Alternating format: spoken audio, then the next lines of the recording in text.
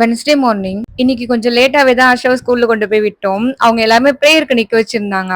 Only இங்க நிக்கிற எல்லாருமே எல்கேஜி மட்டும் தான். ப்ரீ கேஜியும் யூகேஜியும் வெளியே கூட்டிட்டு வரல போல. இங்க ஃபுல்லா நிக்கிற எல்லா பிள்ளைங்களுமே எல்கேஜி மட்டும் தான். அப்புறம் லேட்டா வர பிள்ளைங்களும் அப்படியே நிக்க வச்சுட்டாங்க பின்னாடியே. இத பார்த்தா நம்மளோட ஸ்கூல் டேஸ் தான் ஞாபகம் வருதுல்ல. காலையில இந்த வெயில் அடிக்கும் போதெல்லாம் ஸ்கூல்ல போய் நிப்போம் நாங்க. கொஞ்சம் லேட்டா போயிட்டா பின்னாடி நிக்க வச்சிருவாங்க. அப்படின்னா குப்பை பொறுக்கிறதுக்காக தனியாவே நிக்க வச்சிருவாங்க. அந்த மாதிரி நிக்கும் போதெல்லாம் கொஞ்சம் ஜாலியா தான் இருக்கும். எப்பெல்லாம் அப்படின்னா ஸ்கூல்ல வந்து எதுனா வந்து ஃபெஸ்டிவல் மாதிரி கொண்டாடுவாங்க.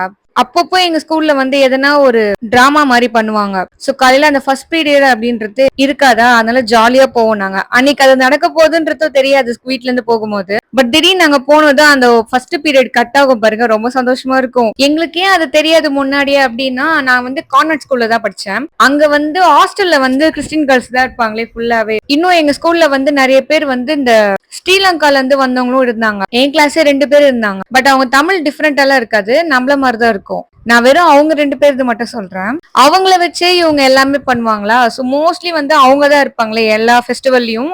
ஸ்டேஜ் பெர்ஃபார்மன்ஸ் வந்து அவங்க தான் நிறைய பேர் பண்ணுவாங்க. சோ மத்த எல்லாரோட பார்ட்டிசிபேஷன் வந்து கொஞ்சம் கம்மியாவே இருக்கும். அதனாலே தெரியாது இன்னைக்கு எதனா நடக்க போதா அப்படின்னு சொல்லிட்டு.